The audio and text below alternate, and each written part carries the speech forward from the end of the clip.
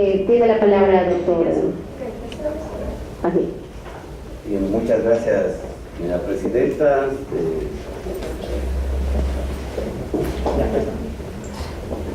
Señoras, señores asambleístas, miembros de esta Comisión de Justicia, les agradezco por invitarme a exponer los puntos principales de un proyecto de reformas al Código Orgánico Integral Penal que presenté como Defensor Público General del Ecuador con fecha 6 de julio del año 2016. Quiero aclarar esto porque los temas relevantes que constan en esta reforma tienen mucho que ver con la realidad y el momento actual. Pero este proyecto de reforma se presentó hace más de un año, exactamente el 6 de julio del año 2016. Y en nuestra exposición de motivos manifestamos que en la legislación penal del Ecuador existen penas totalmente desproporcionadas. Se fomenta el abuso de la prisión preventiva.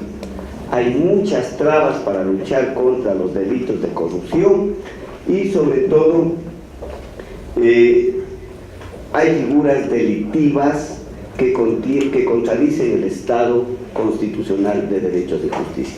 A esos 4 temas fundamentales se dirige el proyecto de reformas que, por el tiempo, no voy a poder referirme a todas. Es un proyecto de reformas muy amplio, son más de 50 artículos que se reforman, sino a los temas fundamentales.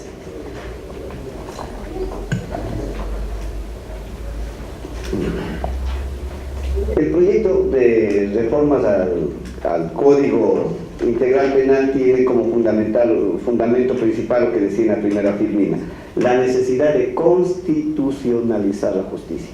Es decir, que el Código Orgánico Integral Penal no contemple normas que violan los derechos constitucionales.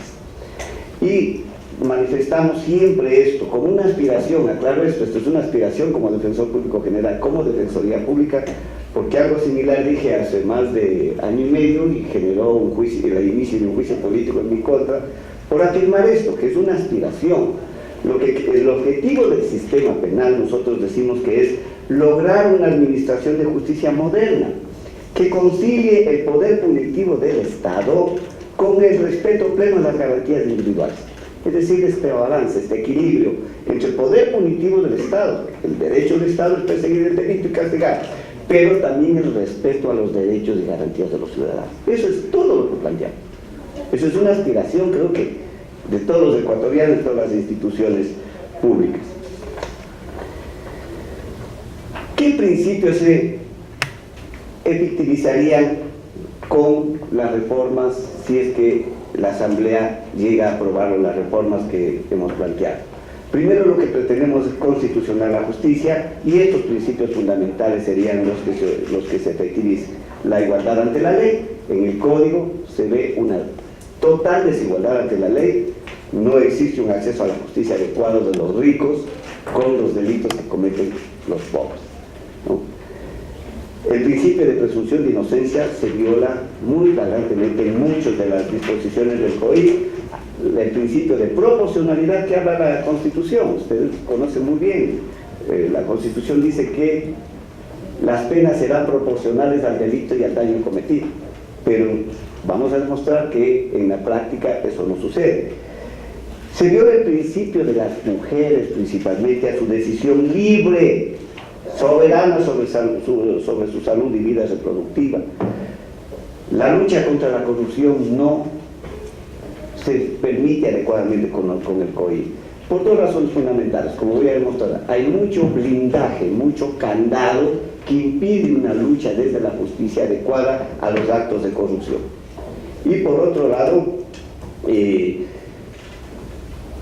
existe el problema de que quienes denuncian la corrupción son los que terminan siendo perseguidos en el Ecuador. Hay un temor a denunciar la corrupción.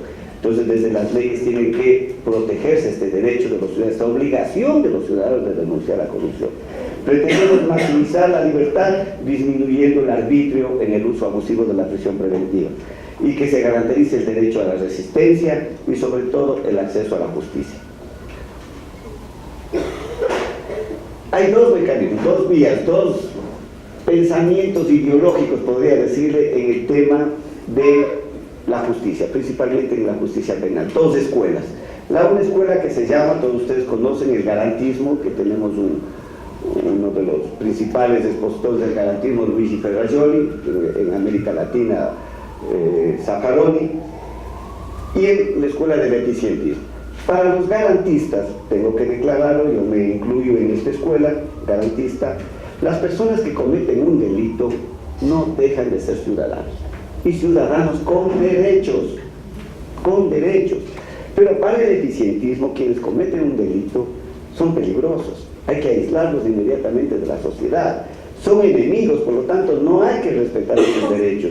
Si aquí en el eficientismo lo que se privilegia son las estadísticas, los números, es decir, las estadísticas presionan la razón jurídica, ¿no? Y podemos dar ejemplos, cantidades de cómo en el Ecuador se está privilegiando en este momento la estadística, los números, para considerar de que el sistema de justicia es adecuado. Nosotros creemos que no es así. Lo que debemos demostrar es de que existe una justicia que respeta los derechos y las garantías de los ciudadanos, que se respete el debido proceso, ¿no? Yo siempre digo esto, se habla mucho del debido proceso. ¿Qué es el debido proceso? Alguien me dijo, una autoridad judicial, es el respeto a los plazos que dice la ley, ¿no? Que se respete todo lo que está en la ley. No, hay una definición muy hermosa de debido proceso que nos dio Francisco Muñoz Conde, este gran penalista español. Él dijo, y lo dijo acá en el Ministerio de Justicia en una conferencia que vino a dar hace poco tiempo: el debido proceso no es más que un proceso lleno de garantías. Eso es todo, un proceso lleno de garantías. ¿Cuál es garantía? La que está en la Constitución y en la ley. Eso es todo lo que pedimos, y hacia eso tiende el proyecto de reforma. Aquí está la desproporcionalidad de las penas y cómo hay una diferencia entre delitos de pobreza versus delitos de corrupción. Ahí está clarísimo los artículos. El robo y avigiando con violencia. Actualmente en el COIR se sanciona con pena de 5 a 7 años. El robo y avigiando. Ahí di un ejemplo: robar una gallina o robar un borrego implica que se puede ir a la cárcel esta persona que roba de hasta 7 años. Generalmente, como son pobres, les ponen la pena más alta. Mire, de 5 a 7 años el robo con violencia.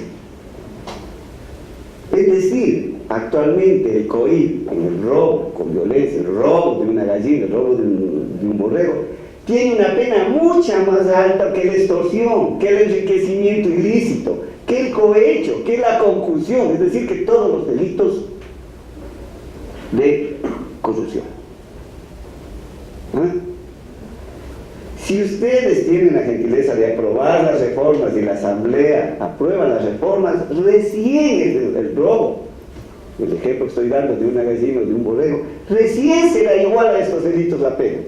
Porque yo estoy proponiendo disminuir la pena de 5 a 7 años a una pena de 3 a 5 años. Alguien me dijo, ¿por qué no aumentas las penas de los delitos de corrupción? Veo que hay un proyecto de ley que se ha presentado el día de ayer, parece que por parte del presidente de la Asamblea. Bueno, los estudios criminológicos y las evidencias, los estudios empíricos nos demuestran que el incremento de penas no necesariamente disuade el delito, no.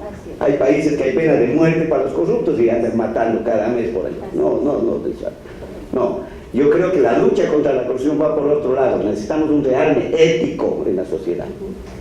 Una sociedad que luche, que no tolere la corrupción. Una sociedad como la uruguaya, que el vicepresidente acaba de renunciar porque utilizó mal la tarjeta corporativa en $4.600. Eso es ética. Una sociedad donde la ciudadanía participe más activamente en la lucha contra la corrupción. Ya vamos a plantearnos en este proyecto, pero se está discutiendo la necesidad de incorporar en el Ecuador los jurados populares. Que sea la ciudadanía que se hiere y que se admira ante los actos de corrupción, ellos mismos que sancionen a los corruptos. Y como ustedes van a ver acá, nosotros estamos proponiendo con los delitos de corrupción, veo que el señor presidente también ya hace en su propuesta, pero yo lo hice eso hace un año, ustedes ya lo pueden revisar, que el corrupto, además de ir a la cárcel, devuelva lo robado. Esto está en la propuesta nuestra. Y ahí hay algo que les pediría que incorporen, no está en el proyecto, pero se me ocurrió posteriormente. otorgarle al juez la posibilidad de declarar extinguido el derecho de dominio de los bienes inmuebles de los corruptos, para que inmediatamente sean subastados, sean vendidos y devueltos al Estado que se roban. Entonces, miren, ustedes ven que miren, el contrabando, defraudación aduanera, todos esos delitos fuertes tienen penas mucho menores que el robo de un borrego. Perdonen que dé este ejemplo para figurativamente quedar muy claro en la proporción. Por favor. Igual, solo el robo con amenazas tiene una pena de 35 años, más grave que el cohecho, más grave que el agiotaje, con penas más elevadas que el lavado de activos, más graves que el estupro, que el acoso sexual. Robo solo con amenaza, no con violencia ni con fuerza. Imagínense la siguiente. Igual, si es con fuerza, ahí estamos gradando la pena de acuerdo al valor del bien. ¿Por qué en el lavado de activos hay una gradación de la pena? Si el lavado de activos es de tal cantidad a tal cantidad, una pena. De tal cantidad a la otra, otra pena. Y el robo en el hurto no ven la pena. Puede ser una gallina como puede ser un camión o que se roba. La pena es igual. Entonces, por lo menos cuando no hay fuerza, cuando es solo con fuerza, pedimos de que hay una gradación de la pena de acuerdo al valor de la cosa robada. Y si se aprueba el proyecto de ley, recién, una vez que se apruebe, las penas para estos delitos serían igual al del cohecho, al tráfico de moneda, lavado de activos, al estupro, a la suplantación de identidad, etcétera, etcétera. El hurto, igual, estamos gradando la pena de acuerdo al valor. El hurto, miren, no hay fuerza, no hay violencia, no hay amenaza, no hay nada en el hurto, pero las penas son elevadísimas. Estamos gradando la pena de acuerdo al valor del bien hurtado. Y una vez que se baje esta pena de 6 meses a 2 años, tenemos la misma pena que la simulación de secuestro, que el acoso sexual, que la calumnia, que el ejercicio ilegal de la profesión.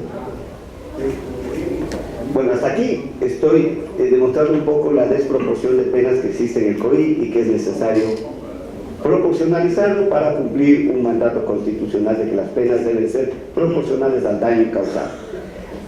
Esto es ya un tema político. El tema de la paralización de servicios públicos.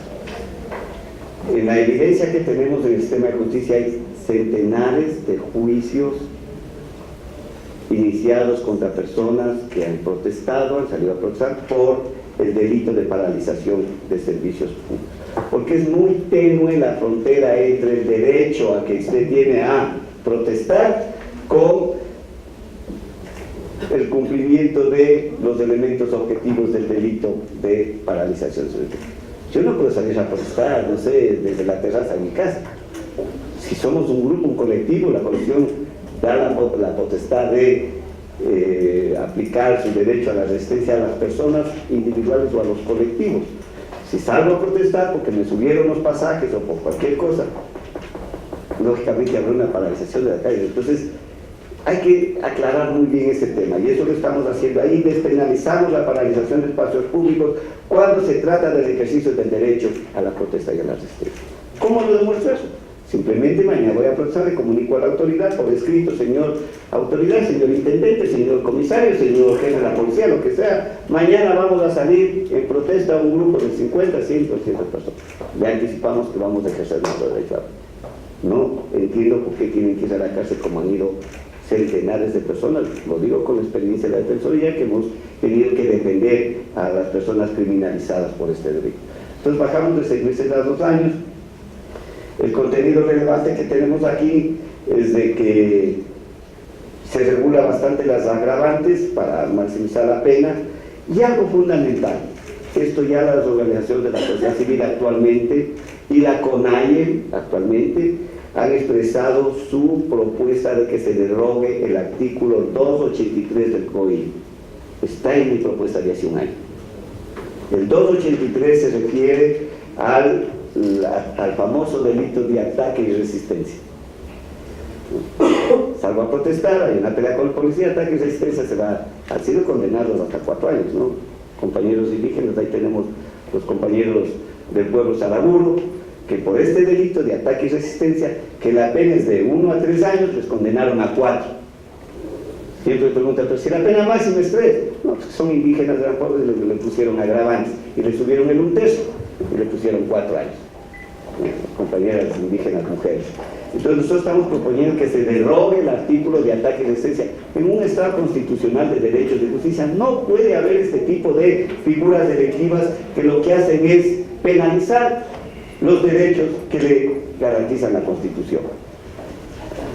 Y ahí tenemos otros temas importantes sobre esta propuesta de despenalizar la paralización de servicios públicos. Ahí están los blindajes que hay para los delitos de cuello blanco. Y miren la diferencia que hay con los delitos de los pobres, los delitos de pobreza.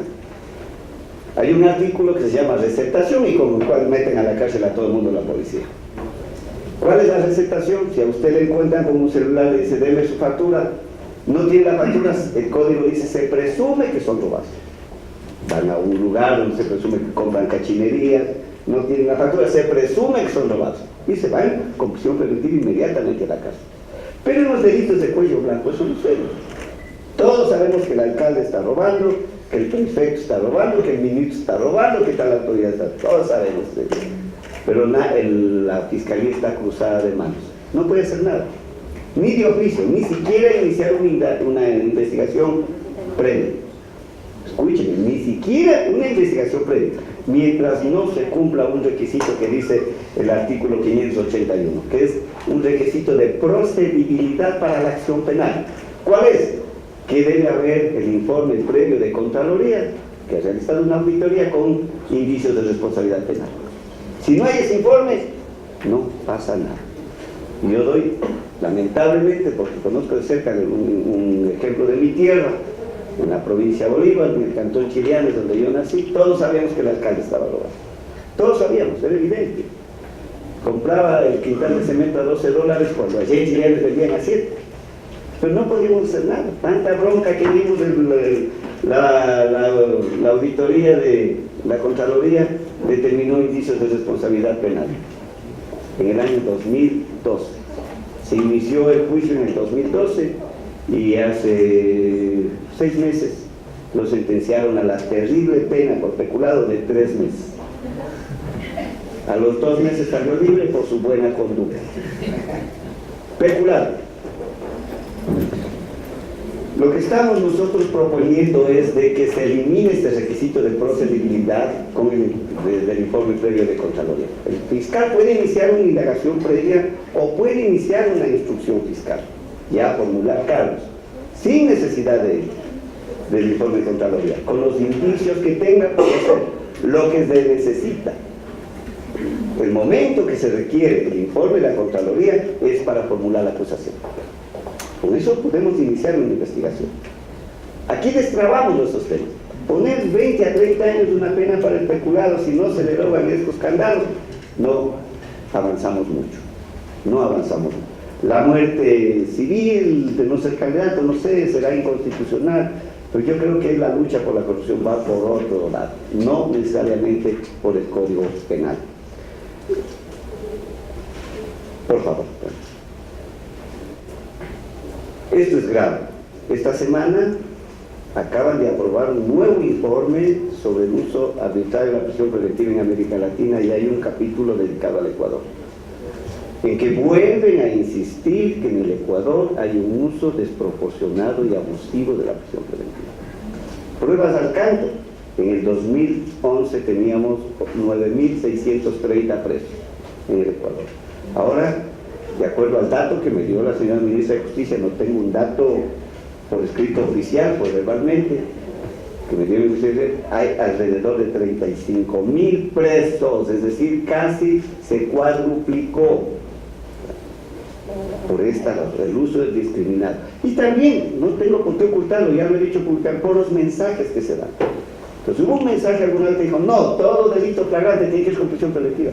Yo explicaba, no señor, no porque es flagrante estamos frente a un delito, o se puede demostrar indicios de participación de una persona, no. Pero juez que no ponía prisión preventiva en un delito flagrante era sumariado, se le seguía por el famoso error inexcusable, y ahí tenemos las consecuencias. Hay una hay un incremento, pero totalmente grosero, de personas en cárcel. Se construyó hermosas cárceles modernas. Ese tiempo, cuando se comenzó a construir las cárceles, habían alrededor de 10.000, y lo hicieron para 25.000, que haya, nunca se pensó que iba a haber más de 25.000. Ahora ya hay hacinamiento, inclusive en los modernos y nuevos centros carcelarios, porque son 35.000. La señora ministra ha dicho de que hay más de 11.000 presos adicionales de los que deben. 11.000 presos que están hacinados adicionalmente, de los que hay capacidad para albergar. Entonces, ¿cuál es el contenido clave de esto? Estamos reformando totalmente el artículo que habla de la prisión preventiva, porque no se cumple. La Constitución dice que la prisión preventiva es excepcional. La Constitución le obliga al juez a motivar por qué no utiliza otras medidas alternativas a la prisión. Nunca eso sucede. Ustedes toquen una orden de prisión preventiva, el juez simplemente dice, por haber indicios de responsabilidad, ordeno la prisión preventiva. Nunca motiva. Estamos regulando esto. Pedimos de que se hable de evidencias en lugar de indicios, porque indicio puede ser cualquier cosa. Lo que debe demostrarnos el fiscal es de que hay evidencia, y el juez, al ordenar la prisión, debe motivar porque considera que hay esas evidencias. Entonces, hacerle mucho más rígido el tema de la prisión preventiva. Se viola el estándar de la Corte Interamericana. Les estoy dejando una revista a ustedes donde estamos haciendo un análisis de todo esto y la exposición de motivos de este proyecto de ley. Hay un estándar último de la Corte Interamericana para dictar prisión preventiva que está revolucionando realmente. El estándar dice que ni aún los indicios ni las evidencias de participación de una persona en un delito son motivo para poner una prisión preventiva. En Argentina se incorporó el tema de jurados y han adoptado los jueces la costumbre de no poner prisión preventiva, inclusive en delitos de homicidio, en delitos de violación, no están poniendo prisión preventiva. Cuando le dicen al juez, pero ¿por qué no pone esta prisión preventiva? Espere, ya viene el jurado. En el juicio se resuelve. Correcto. En Alemania acaban, hace unos 8 meses, que aprobaron una reforma al Código de Procedimiento Penal, indicando que nunca habrá prisión preventiva, que una persona entrará a la cárcel únicamente con una sentencia ejecutorial. Esos son los estándares adecuados. Acá, cualquier causa, cualquier razón es para poner prisión preventiva. Pero nosotros no queremos que las cosas queden en impunidad, que una conducta delictiva quede en impunidad, como pueden creerse. Es que si no le pongo prisión, no asomo más al juicio. No, ya hay mecanismos bastante racionales y efectivos para impedir la impunidad. Yo fui invitado a ver las cortes de causas menores que se llaman en Nueva York, en Estados Unidos y en Francia. ¿Cómo funciona ahí este tema que se llama los servicios previos al juicio? Es una institución multidisciplinaria donde están sociólogos, psicólogos, terapeutas, etcétera, donde se necesita mucho, inclusive mucha burocracia. Que el momento que llega una persona detenida, hacen un análisis inmediatamente de su lugar de trabajo, de su familia, dónde vive, si tiene hijos, dónde están los hijos, tiene escuela, no tiene escuela, qué enfermedad, una cantidad. Y el momento en que el juez llama a la audiencia para decidir sobre la prisión, esta comisión, que es una comisión de monitoreo y evaluación de información, le dice: señor juez, aquí ponga prisión preventiva, hay peligro procesal, hay riesgo de fuga. Pero en nuestro otro caso no le ponga, hemos averiguado, aquí tenemos los teléfonos, tenemos su domicilio, tenemos dónde encontrar, y ha funcionado muy bien. Cuando aquí en el Ecuador funcionaba el Consejo Consultivo, que era un consejo superior al Consejo de la Judicatura, yo formaba parte, porque lo formaba presidente de la Corte, presidente del fiscal general y del defensor público. Comenzamos a aplicar esto con mucho éxito en Cuenca, con mucho éxito. Comenzamos en Cuenca, pero lamentablemente luego lo botaron. Entonces, ser más rigurosos en las órdenes de prisión preventiva, pero tampoco permitir la impunidad. O sea, no poner medidas de prisión preventiva generalmente, pero trabajar con estos mecanismos de servicios previos al juicio para evitar también la impunidad. Aquí comenzamos a hacer con adolescentes infractores. Y a la defensa pública nos dieron la obligación de controlar a los chicos que no iban a la cárcel y no se les podían medidas de encierro, y se les ponía otro tipo de medidas. Nos responsabilizaron a la defensa pública de hacer seguimiento. Extraordinario nos fue, extraordinario. No hubo un solo caso en que un chico, en momento de ser llamado a la audiencia de juzgamiento, no esté presente. Miren, hay mecanismos racionales y más efectivos para establecer estos mecanismos de prisión preventiva. Y una persona que está en prisión preventiva sabe luego, es terrible lo que sucede con ellos. Esto también ya los otros países han avanzado, nos ha llamado la atención la OEA, nos ha llamado la atención la ONU, la necesidad de despenalizar, o mejor dicho, en otra palabra más suave, legalizar el cannabis para uso medicinal. Ya existen innumerables estudios que determinan que el cannabis puede paliar el sufrimiento de los pacientes con cáncer, el dolor grave que ellos soportan. Y esto debe ser una prioridad. Acaba Chile de aprobarlo, Argentina, Colombia, todos los países tienen. Pero en el Ecuador todavía tenemos miedo de ponernos a debatir estos temas. Hoy en marihuana, hoy en droga, ya ponemos a temblar. Una sociedad bien conservadora, muy curuchupa, que nos da temor ponernos a debatir. Metamos a la academia, metamos a los expertos, y no criminalizar al consumidor de drogas. Perdónenme, de los 35.000 presos que hay en las cárceles, siquiera el 30% están por microtráfico. Por microtráfico. No son consumidores. De esos, de los que están por microtráfico, siquiera el 70% son consumidores. ¿Qué porcentaje, doctor? ¿Perdón? ¿Qué porcentaje? Total de los presos, un 30% son por delitos de drogas. De esos, por microtráfico, de ese 30% será un 80% por microtráfico. Y de eso la gran mayoría son consumidores. Yo tengo sentencias de casos de la Defensoría que ha patrocinado, en la cual los peritos, tengo un caso de 3 gramos de cocaína. Un muchacho, le llaman el Negro Adrián, el famoso caso emblemático, yo puse el Negro Adrián, era los enganchadores, los que gritan ahí a Quito, a Riobamba, en la terminal. Le hicieron 3 semanas de seguimiento, no le encontraron nada, que decían que los traficantes le siguen a la casa por teléfono, porque ahora el código ya permite eso, no por teléfono, por WhatsApp. Usted puede pedir la autorización para el allanamiento de domicilio y después por WhatsApp le puede costar allane nomás. Así pasó en ese caso, por WhatsApp. Después entran y en un estuche de gafas le encuentran 3 gramos de cocaína. Él dice, es para mi consumo, yo consumo todas las noches lo que vengo del trabajo. Se demostró que ese chico vivía desde los 10 a los 14 años aquí bajo el puente del Guam, un consumidor desde niño, ¿no? Los peritos determinan de qué es consumidor y que esa cantidad era para su consumo en ese momento. No le importó nada, pues. Puso 5 años, está pagando 5 años. Y de esos hay cientos. Entonces, ¿qué estamos proponiendo nosotros? Es, como digo, esa propuesta es con cantidades mínimas. Si hay cantidades grandes, ya se presume tráfico. Ya, se puede presumir. Pero esas cantidades mínimas debe invertirse por la carga de la prueba. Presumo que es para consumir. Y si tengo pruebas científicas de que es consumidor, no le puedo rodear. Pero aquí se consume. El problema es de que hay que luchar contra el microtráfico, lucha a muerte contra el microtráfico. Entonces todo se pone en ese ambiente, y así sea 1 gramo, 2 gramos, 3 gramos, son sancionados. Entonces la lucha tiene que ser más estratégica. Más estratégica.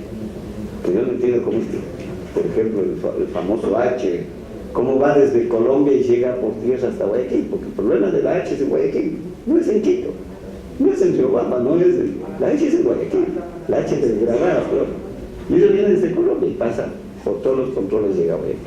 Doctor, perdón que le interrumpa en este punto que es muy importante en virtud de, digamos, un debate de coyuntura nacional también.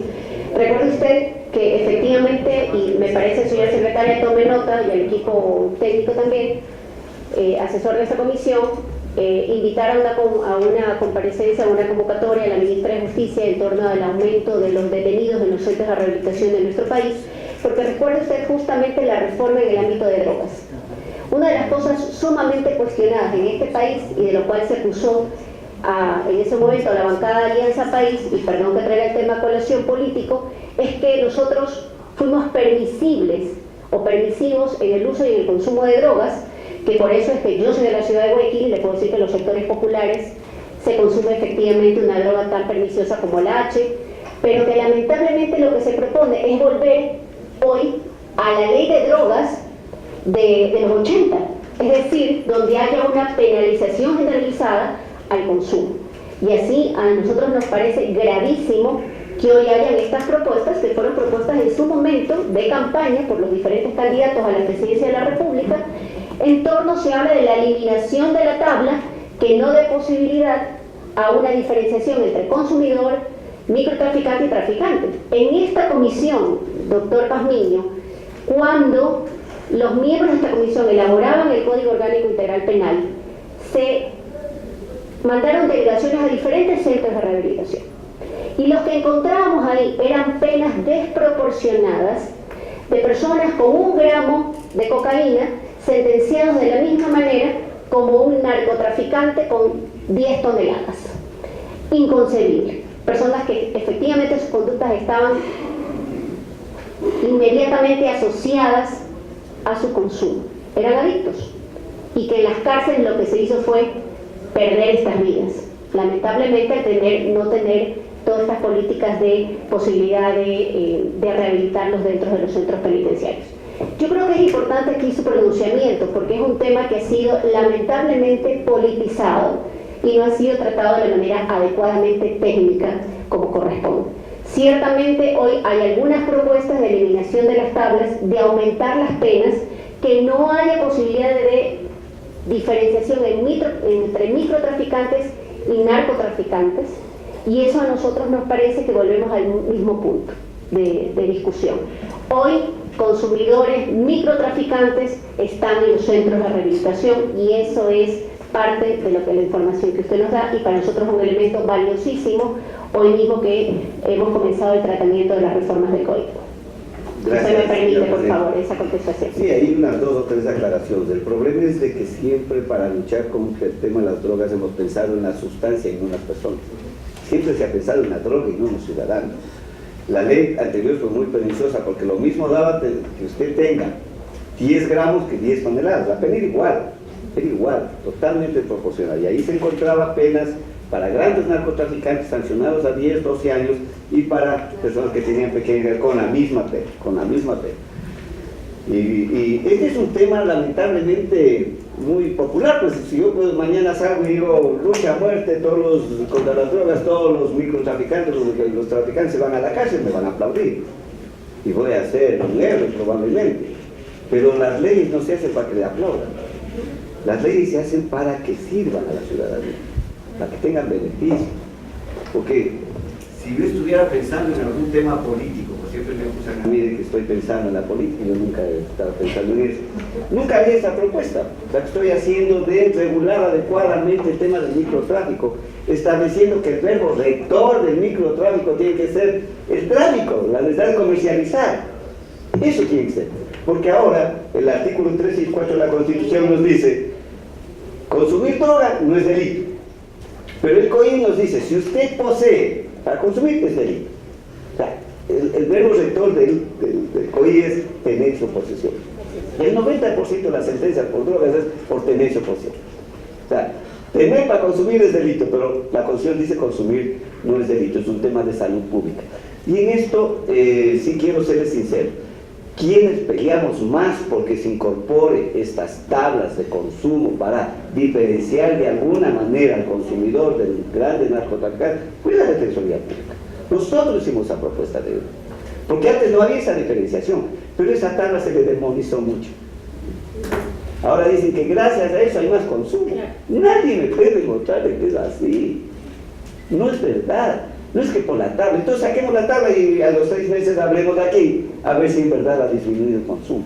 No, la tabla es una referencia para la decisión del juez. La tabla es simplemente una orientación, le dice, mire, hasta 20 gramos se presume que es consumo. Pero ¿qué es lo que pasa? Tiene 21, pasa de ser un protegido por la Constitución a ser un peligroso delincuente. ¿No es cierto? Pero también hay casos que yo les puedo demostrar de que con menos cantidad de la que tiene la tabla han sido sancionados porque se les demostró que estaban traficando. Pues no es que porque tengo menos de 20 gramos de marihuana no se va a la cárcel, no, puede tener 2 gramos, aunque la tabla dice 20, el techo, puede tener 2 gramos y le demuestro que está vendiendo. Pero se demonizó mucho de que la tabla fue la que causó un poco de incremento. No es cierto. políticamente es bastante duro. Ya vamos a ver otra propuesta, que a mí ya me comenzaron mucho a criticar, principalmente los grupos conservadores, la necesidad de despenalizar el aborto. Pero si vamos a actuar por cuestiones políticas, o si yo apruebo esta ley, me van en la próxima campaña a empapelar de que con mi voto aprobé esta reforma, eso no podemos hacer. Pues aquí tenemos que trabajar con un poco más de desprendernos de los criterios políticos. Permítame, doctor, que cambie la modalidad de hoy de trabajo. Suele nuestro invitado primero terminar su exposición, pero son temas que realmente nos preocupan a los miembros de esta comisión, y me parece que para no perder el hilo, sí, les pido a los señores comisionados, si quieren intervenir, le hagan preguntas relacionadas a este tema que está tratando. Es importantísimo para mantener el hilo de la discusión. Me pedía la palabra, y si me lo permite, la asambleísta Cuesta. Gracias, señora presidenta. Gracias, doctor, porque son muy interesantes sus comentarios, sobre todo basados en la experiencia y en el día a día. Bueno, creo que hablar de legalización o despenalización de las drogas en nuestro país todavía es algo muy fuerte. Y a mi criterio debe ser algo regional, no solamente en nuestro país, porque estudios indican que el momento que se despenaliza o se legaliza, inmediatamente baja el delito. Ese es un negocio y creo que todos lo conocemos. Ahora, no puede tratarse de la misma forma a un consumidor jamás de lo que se puede tratar a un microtraficante y peor aún a un narcotraficante, pero yo creo que de lo que se ha podido conversar en las calles, en las distintas ciudades con la gente, la preocupación va dirigida a los niños. ¿Qué pasa con ese microtraficante que está fuera de la escuela, que está vendiendo a los niños? Podría tal vez dentro de la propuesta hacerse una diferenciación con un agravante para que ese microtraficante está vendiendo drogas en las escuelas o en los niños. Ahí sí que tenga un tratamiento más fuerte. Creo que podría ser una diferenciación importante. Insisto, no creo que un microtraficante sea igual que un narcotraficante de ninguna forma, pero si ese microtraficante está vendiéndoles drogas a los niños, sí debe tener una diferenciación en la pena. No sé qué opina usted. Totalmente de acuerdo, y así están las propuestas, además, porque ahí sí se evidencia que hay intención de causar perjuicios, se evidencia que hay intención de traficar, de comercializar, más aún afuera de los colegios. Eso tiene que ser un agravante. Totalmente de acuerdo en eso. Y con eso me ayuda usted a fundamentar mi propuesta. No estamos aquí proponiendo la impunidad, no.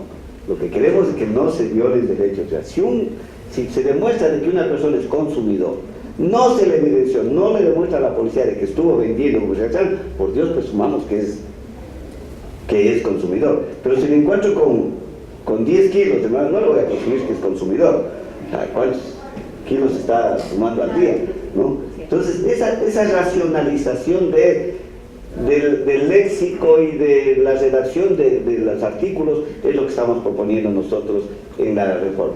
Está mucho más estructurado el tipo penal y la redacción del artículo para casos de microtráfico, ¿no? El aborto no punible, yo creo que sí estamos experimentando un profundo cambio en la forma de gobernar actualmente. Este llamado al diálogo creo que nos inspira principalmente a tomar medidas bastante fuertes y revolucionarias en ciertos temas que mucho tiempo hemos callado, ¿no? Esto es un tema de política pública, más allá de cualquier consideración personal que puedan tener nuestras autoridades nacionales. Esto es un tema de política pública, de sanidad nacional, porque no puedo concebir, y a nosotros nos duele en la defensa pública tener que asumir la defensa de mujeres encarceladas, principalmente pobres, humildes, hoy son indígenas, son afrodescendientes las que caen presas por haber abortado voluntariamente. Tenemos muchas mujeres en cárcel. Entonces lo que estamos proponiendo es evitar la criminalización a una mujer cuando aborta, cuando su embarazo ha sido producto de una violación. Creo que la violación es la conducta más severa que puede sufrir una mujer, ¿no? La forma de violencia más extrema.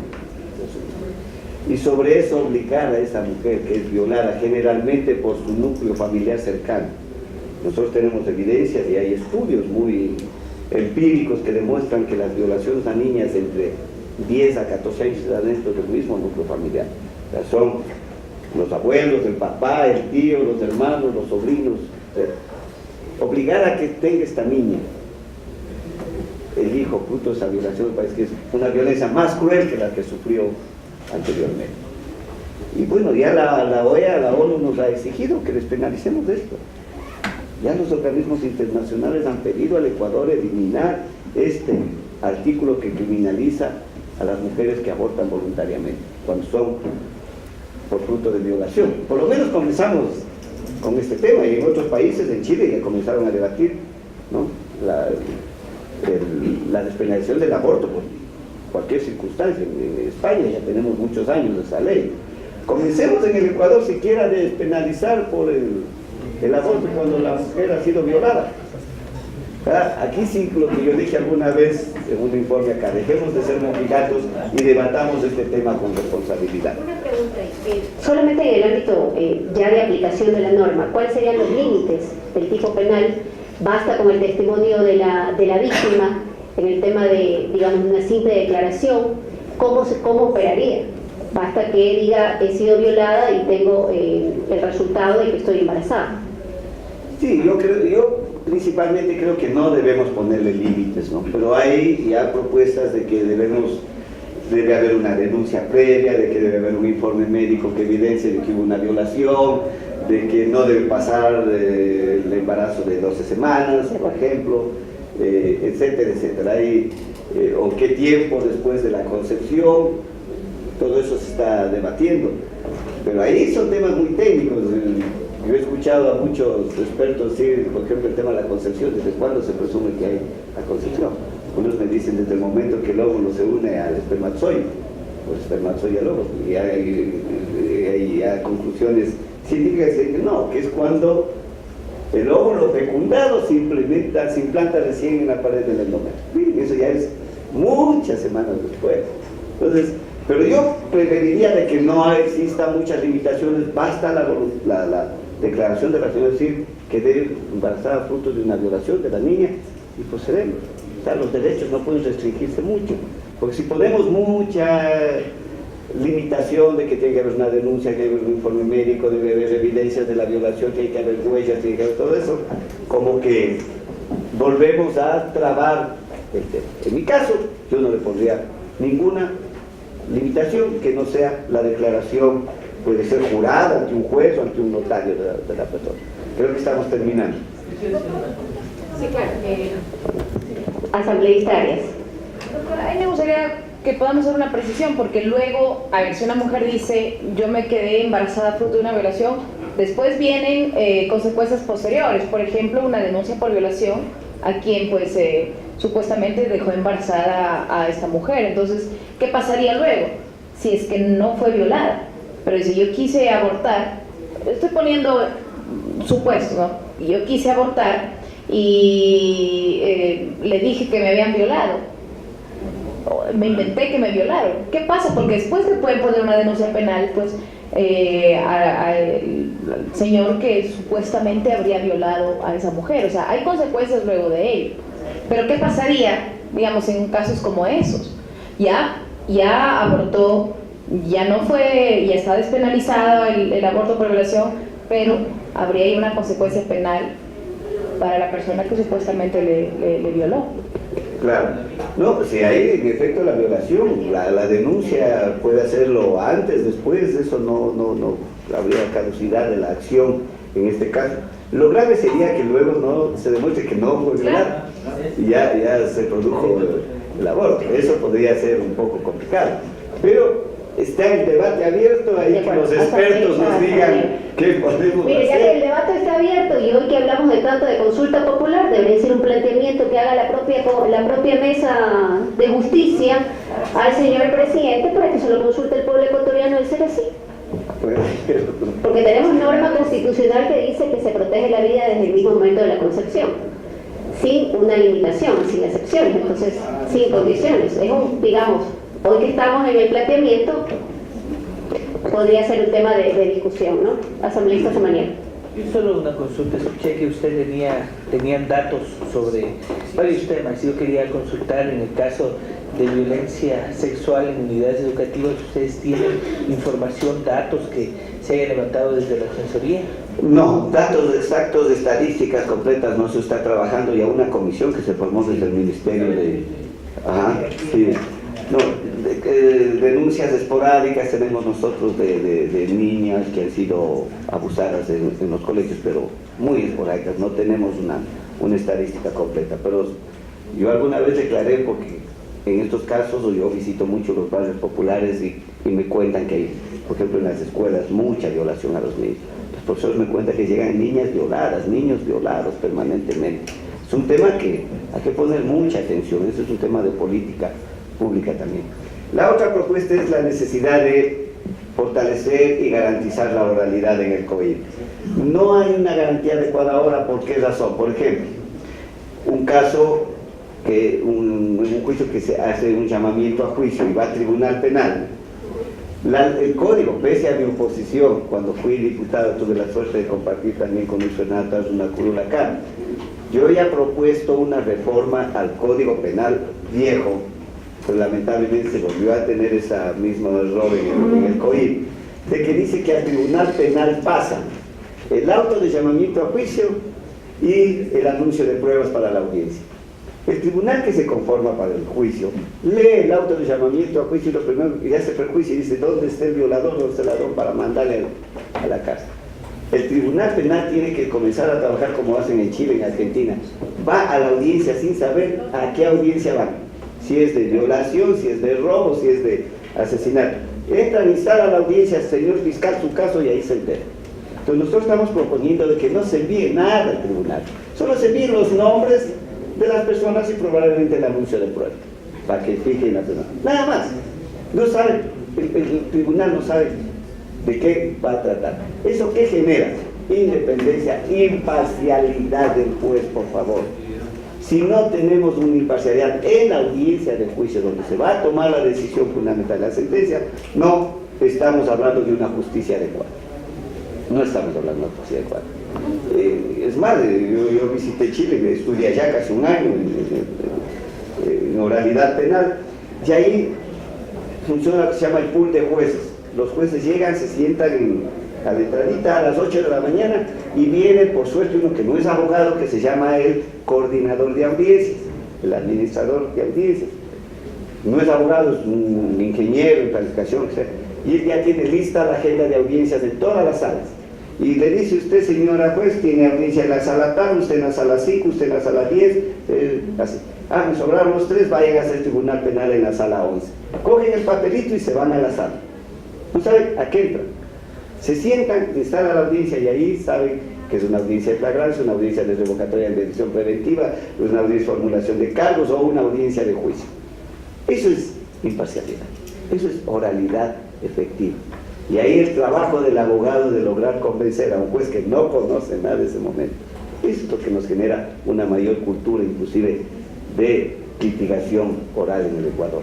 Estamos planteando en los artículos 608 y 640. El procedimiento directo. Nuestro código tiene cosas que violan todos los derechos fundamentales. Cuando en el Ecuador tenemos una presunción de inseguridad ciudadana, inmediatamente apelamos al populismo penal. Inmediatamente apelamos al eficientismo penal. Y una de las manifestaciones del eficientismo son estos juicios rápidos. O sea, tenemos un procedimiento directo para delitos sancionados con penas de hasta 10 años, casi todos. Procedimiento directo. Implica que la persona acusada tiene sentencia en 10 días. Sentencia en 10 días, porque la calificación de flagrancia viene en la etapa de instrucción fiscal y al 7º día se anuncia pruebas y al 10º día audiencia de juicio. Con el mismo juez. Oiga, eso es terrible. El juez que ordena la prisión preventiva, en 10 días el mismo juez que sentencia. Bien difícil, harto difícil que ese juez declare la inocencia de una persona que le tuvo preso 10 días porque se haría acreedor al delito de detención ilegal. Entonces, ¿qué estamos proponiendo? Lo fundamental sería eliminar el procedimiento directo. Porque si me van a sancionar a 5 años, a 8 años, a 10 años, por Dios, denme todas las garantías para defenderme. Denme todas las... ¿Por qué tienen que apresurar? Eso es eficientismo. En el Ecuador tenemos procedimiento directo, procedimiento expedito y procedimiento abreviado para los delitos. Rapidito. Y se nos escapó en el COVID el procedimiento expedito para temas de violencia contra la mujer. Cuando ese es un procedimiento expedito, porque son otras las consecuencias, otras las razones. Ahí, y eso no tiene procedimiento expedito. Pero esto sí, rapidito, 10 días, o en 24 horas con el procedimiento abreviado, o en el mismo momento con el procedimiento expedito. Usted se va a la cárcel, sancionado, con sentencia. No es con prisión preventiva, ya con sentencia. Entonces aquí decimos que nosotros que este procedimiento directo viola el estándar de imparcialidad, porque es el mismo juez que conoce la audiencia de flagrancia o la formulación de cargos el que termina sentenciando en 10 días. ¿Qué estamos proponiendo? Al menos cambiemos de juez. Que el juez que va a conocer la audiencia de juicio de directo sea sorteado 12 horas antes para esa imparcialidad.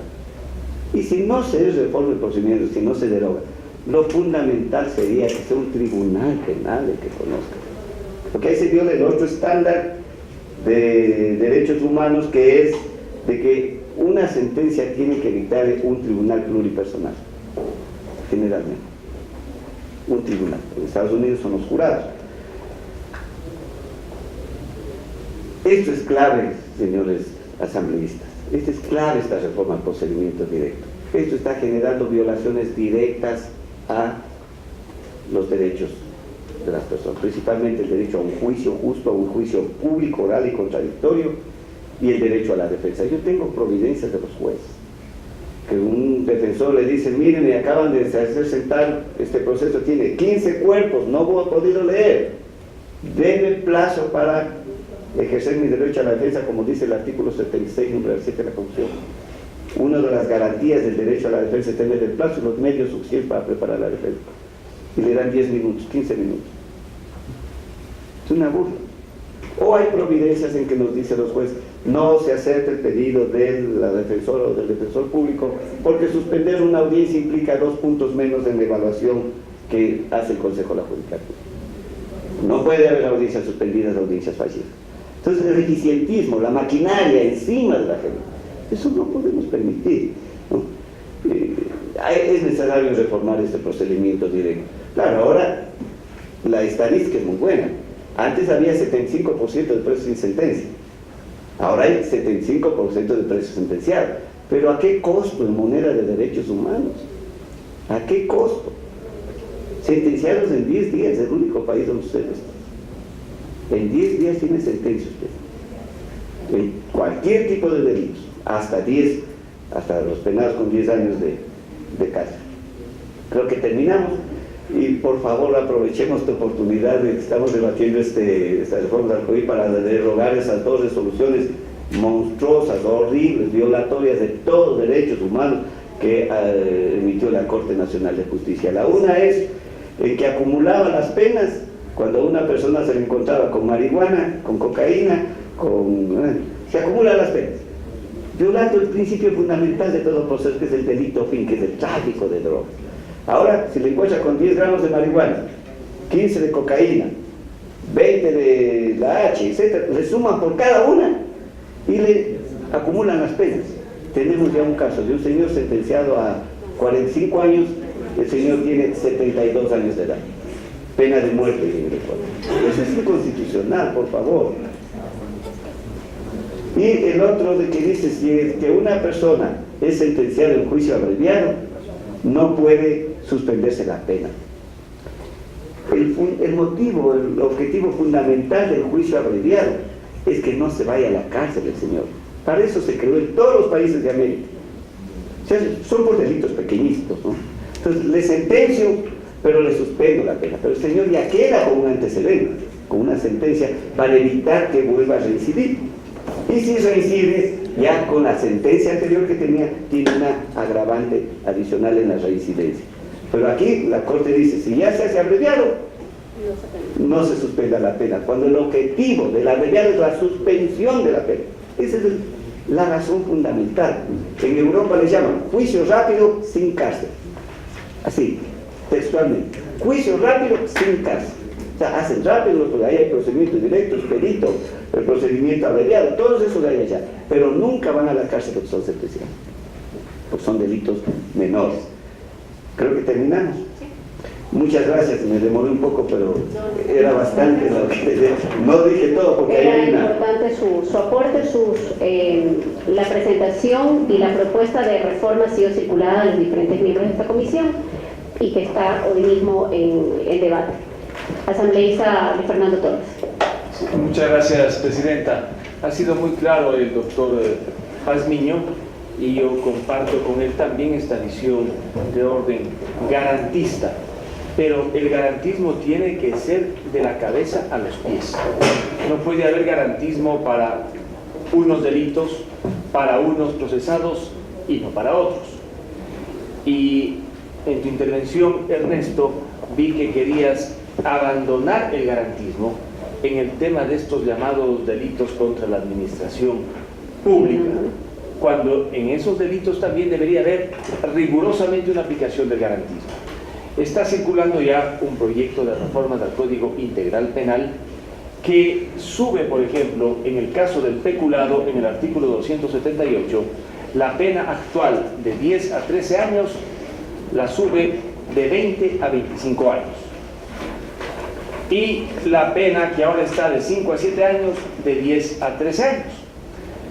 El populismo penal es lo que más daño ha hecho a las legislaciones, porque los legisladores se convierten en legisladores de opinión.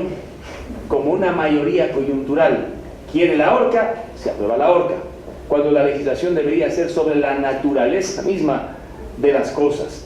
Y el populismo penal ha llevado en Ecuador y en otros lugares a que se hagan reformas que no tienen ningún sustento y rompen el garantismo y sobre todo el principio de proporcionalidad.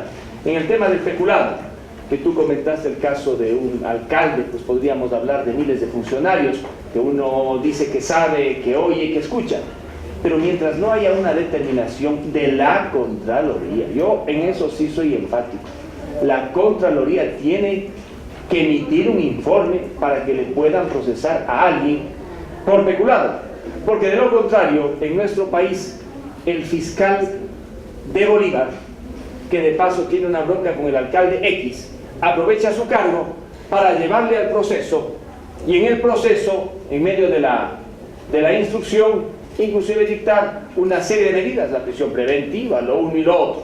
Entonces, eso que se da, porque esa es la naturaleza, no solo aquí en Estados Unidos, el fiscal tal que se va contra un presidente, pues cumple una función, sí, jurídica por la vindicta pública, pero también política, y lo mismo pasa en el Ecuador.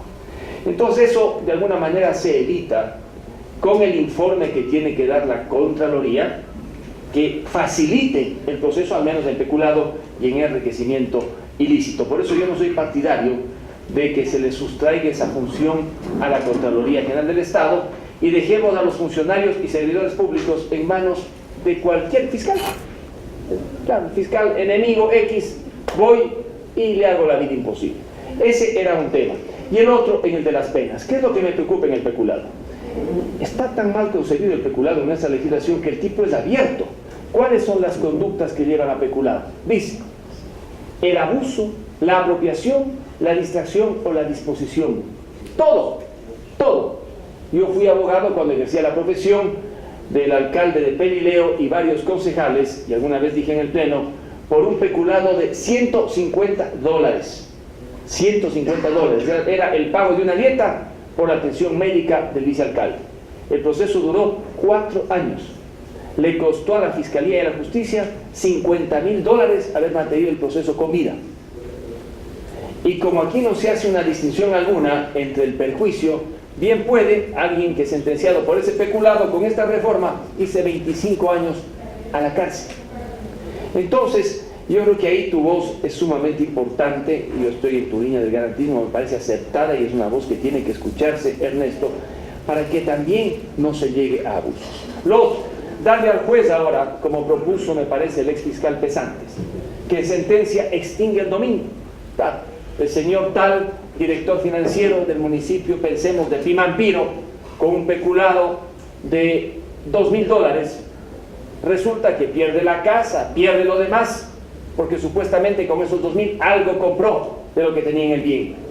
Yo conozco casos de prefectos que fueron penalmente llevados a una serie de procesos del Oriente, cuando se daban estas disputas entre unos y otros, por delitos supuestos de cohecho, de concusión, de $700.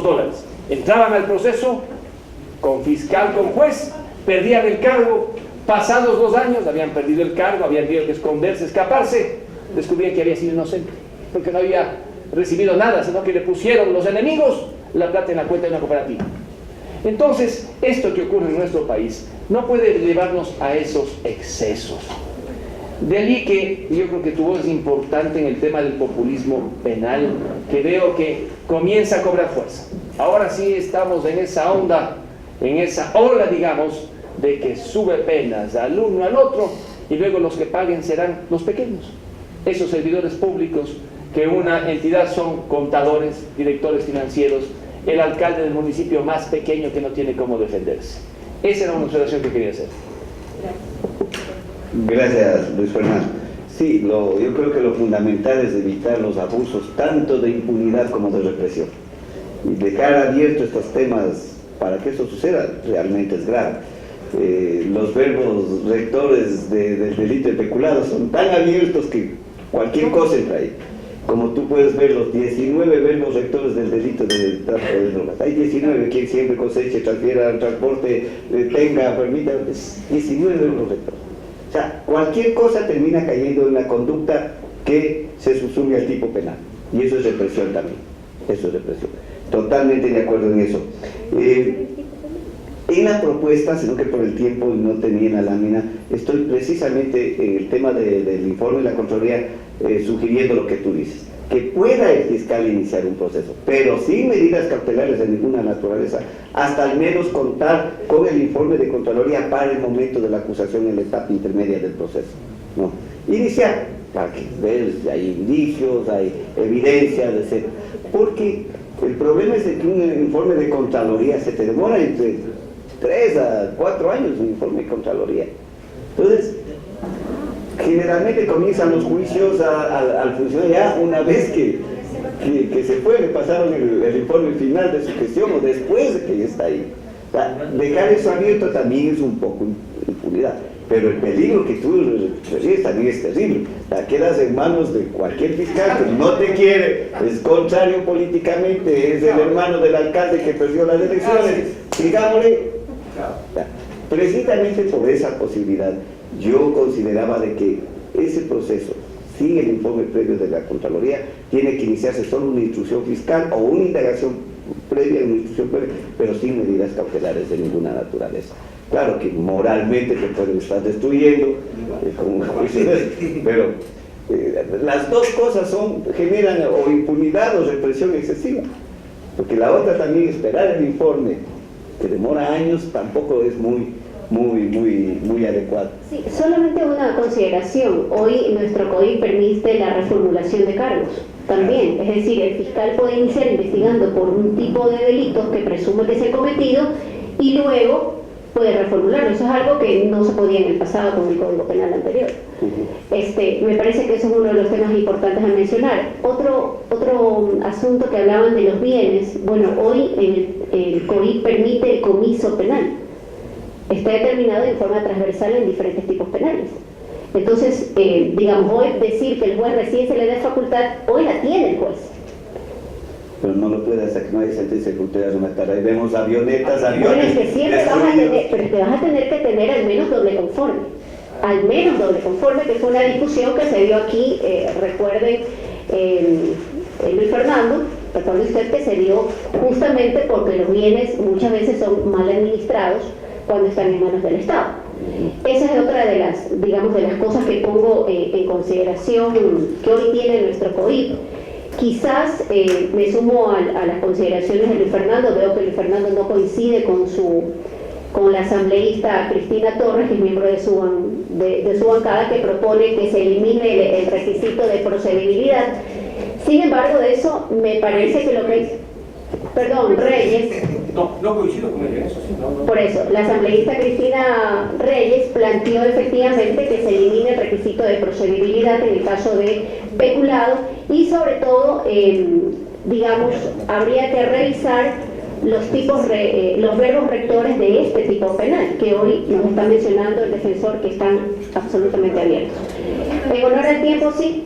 Doctor, para terminar. Sí, en el artículo 29 de la reforma, Luis Fernando, está toda esta transformación que tienes tú, regulando para evitar esos excesos. Aprovechando que estoy aquí, quería pedirles un favor. Exactamente hace un año mismo presenté un proyecto de reformas al Código Orgánico de la Función Judicial. Miren, hace un año, reitero, relacionado con la derogatoria del error inexcusable como mecanismo de destitución de jueces. El error inexcusable es bueno, asambleísta, debe estar, pero no como mecanismo de destitución de juez por parte del órgano administrativo. El error inexcusable existe en casi todos los países del mundo, pero cuando un órgano jurisdiccional superior, es decir, dentro del mismo esquema jurisdiccional, dentro del mismo ámbito jurisdiccional, un juez de la Corte Provincial o un juez de la Corte Nacional dice: este juez inferior cometió error de derecho o error inexcusable, recién pasaría al Consejo de la Justicia para que inicie pero acá, de oficio, por denuncia, por cualquier cosa, el Consejo de la Judicatura puede iniciar un sumario y destituir por error inexcusable. ¿Qué significa eso? Que el órgano administrativo valora la decisión jurisdiccional del juez. Eso no puede suceder, porque el mismo código determina que los jueces, fiscales y defensores públicos tienen independencia interna y que el Consejo de la Judicatura en ningún caso, así dice textualmente el código, se sentirá superior a los jueces, fiscales y defensores públicos relacionados exclusivamente con el cumplimiento de sus funciones. Está de moda ahora este tema del error inexcusable y creo que deberíamos debatirlo, y le pido a la señora presidenta que nos ayude poniendo en el orden del día de la comisión este proyecto. Presidenta, solo una pregunta, para no tener equivocación. De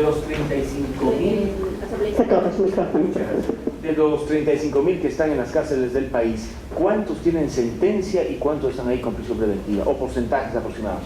De la información que escuché al Consejo de la Judicatura, alrededor de un 65% tendrían sentencia. Se tendrían sentencia. ¿Los demás en prisión preventiva? Sí, los demás están con prisión preventiva. De acuerdo. Muchísimas gracias al doctor Ernesto Pazmiño, agradecemos su comparecencia. Y que venga, ¿no? Porque es el que más Siempre respeto le tiene a esta comisión. invitado a esta comisión a debatir estos temas, además que recién comenzamos el tratamiento de las reformas, así que tendremos muchas otras convocatorias en las que será cordialmente invitado. Todo gusto estar por acá. Muchas gracias. Por favor, invitamos a la